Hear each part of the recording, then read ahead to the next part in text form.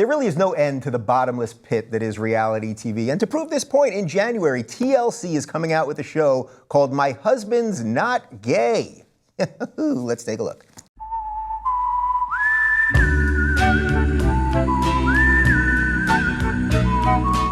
I like to say I've chosen an alternative to an alternative lifestyle. I'm attracted to my wife, for sure. And I'm definitely attracted to men, too. He's a good-looking guy, for sure. Well, I'm interested in men, I'm just not interested in men. That's clear. So are they gay or not? I get a little defensive when somebody calls my husband gay. The whole act is against the teachings of the gospel. I want to marry a woman, but I don't know how to work out these feelings. I don't know how to tell you this, but I'm attracted to men.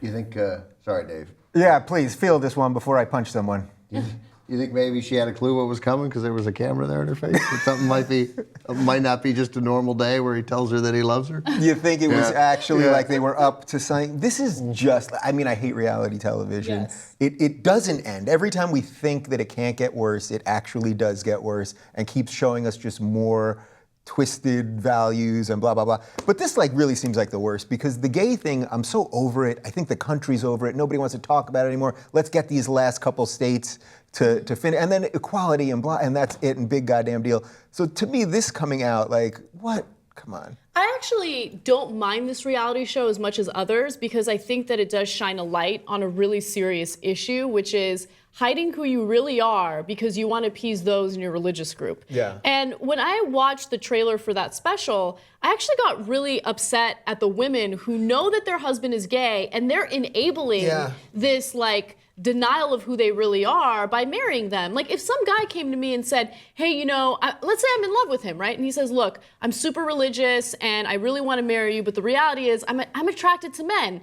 I'd be like, look, I love you too, and this is devastating, but I'm not gonna have you marry me and hide who you really are. Be free, right? Yeah. And I get it. The religion is what convinces these people that they're doing the right thing. They're not doing the right thing. This is terrible. Just flip it on its head. Imagine if you as a straight person are forced to have same-sex relations because your religion says that's the right thing to do. Can you imagine that? I mean, me as a straight woman can't even imagine having sex with a woman because I have no interest in women, right? So doing that to appease anyone is absolutely ridiculous. Yeah. Those are Presbyterians who do that, right? Exactly. I forget. It's either it's some sort of Protestantism, though. Yeah. I like Anna's point about that this almost seems worse for the women than for the men. The men are conflicted, there's this internal whatever, and the women are sort of taking advantage in a weird of way, it? they're preying on it, preying upon it. It seems kind of terrible. I mean, the religion is preying upon it. The Mormons also have a video out, I guess now, about how not to masturbate. That's good advice. Yeah. This woman I love there was in that clip. She goes, I get a little defensive when someone calls my husband gay. Well, you're about to be on a show called My Husband's Not Gay.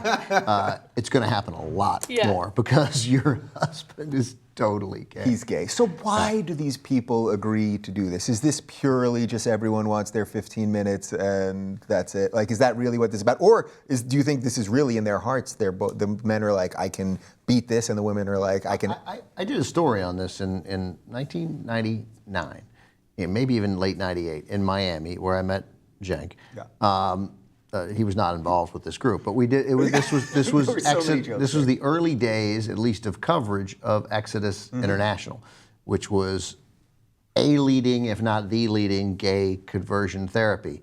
And I went to a meeting with these guys and sat in and talked to the leader of the group, who was as gay as the day is long, but insisted, no, not at all. But what he had done, tragically, was just shut down. He was like, oh, I've been celibate for 23 years. No, not just my choice, And then there were these guys, and these guys were I don't know whether any of them are still, some were in relationships, some just wanted to be.